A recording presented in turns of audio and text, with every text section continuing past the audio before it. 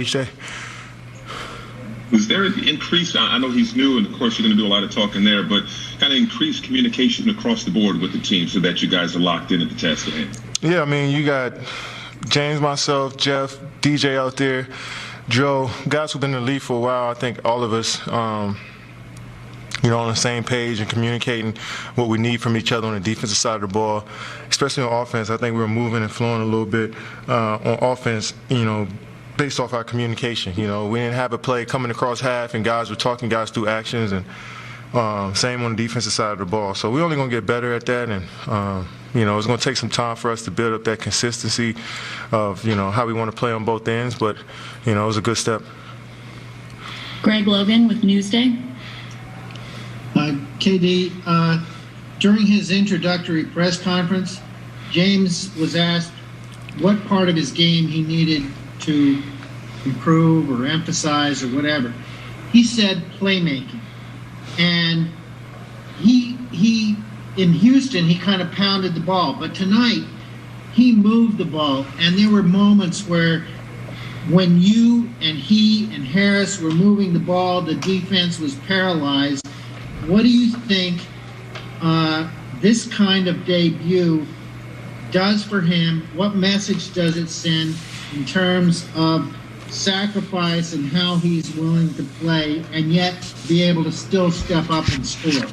Yeah, I mean, James, he played the same way he always played, to be honest. I mean, he played the same way he was playing in Houston, handling the basketball, being a pass-first guard, trying to get his guys good looks. He played the same way. And, Coach put him at the point. I think that's his natural position, to be honest, his point and, off guard, combo guard. And, for him to come out and get 14 assists, 12 rebounds for us at the point guard was key. Brian Lewis with the New York Post. Kevin, you and James have, 7 scoring titles between you, and Kai probably hit the most iconic shot in the last 10 years. I mean, when you have 3 guys that are so accustomed to leading teams, getting late buckets, big shots, what's the biggest key to making sure that all 3 of you can be as good or as dominant as you're accustomed to being, but still keep the main thing? Well, understand there's more than just us 3 on this basketball team. We going to need Joe Harris to continue to knock down shots, TLC. We'll need DeAndre to roll to the rim hard, and our bigs to come in and help set screens and rebound. And so I think it's a group effort, and that's going to open up the floor for all of us. And it's having high IQ guys who are unselfish, who want to make the extra passes. We'll see how it plays out. Each game is different. I think we want to approach each game with that attitude of just all of us being who we are and being aggressive, but being on one string, and we'll see how it goes. Alex Schiffer with The Athletic. Hey, Kevin, obviously you and James have kept in touch and worked out together over the years, but it's been a while since you two were in an official NBA game together. Does the rapport you two have with each other kind of translate pretty quickly, given your ties, or did it take a couple of sessions for that to really get in the full swing? No, I mean, like I said, having veteran guys and being in the league for so long, worked on so many different schemes and offensive actions, you kind of know how to play the game. And, it's not just me and James. Jeff's the same way, DJ's the same way, Kyrie's the same way. Guys that have been in the league for almost 10-plus years where, we could just sometimes we don't even have to speak to know what we're thinking. And, guys are, just understand each other. And we've been studying each other for so long, scouting each other for so long. So that IQ is just there. It's only going to get better. Malika Andrews with ESPN.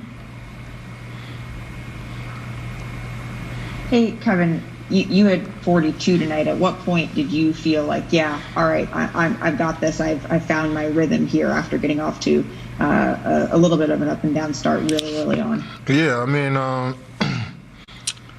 missing shots I felt like I got to my spots. I think it was a matter of time before I started to knock them down. And I got some great screens tonight from DJ and the bigs, and James set me up nice, and my teammates set me up nice. But I just felt comfortable, and I'm getting better, getting more comfortable each game, and hopefully it continues. Christian Winfield with the New York Daily News. Hey, Kevin, obviously you and James and Kyrie can score, but another part of you guys' games is that you guys are high IQ and you kind of can tell what a defense is going to do before they do it. How do you think that is going to help guys like Joe, guys like DeAndre out there when the defense really can't afford the double because either it's going to be a lob or Joe's going to be open for a three?